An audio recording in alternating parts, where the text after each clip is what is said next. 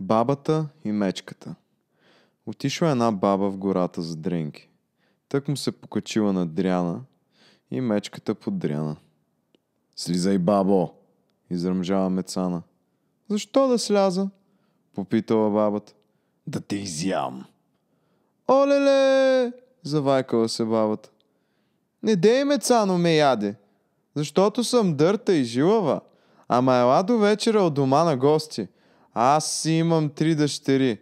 Първата е Мекушка, втората е Якушка, третата Веченка. Която си избереш, не я изяш."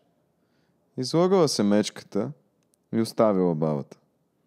Като си напълнила турбичката с дренки, бабата се прибрала в къщи и заключила вратата. Настъпила нощта. По едно време пристигнала мечката и се провикнала: "Дай, бабо Мекушка!" А бабата се обадила отвътре: "Мекушка си е меко послала и си е сладко заспала." "Дай, бабо Якушка!" захлопала Мецана.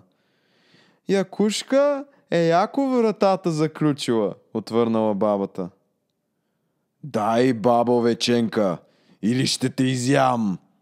изревала мечката. "Не можеш, защото не ходи вече баба самичка в гората за дренки," рекла бабата и угасила светлинката, а мечката си повлякла опашката към гората.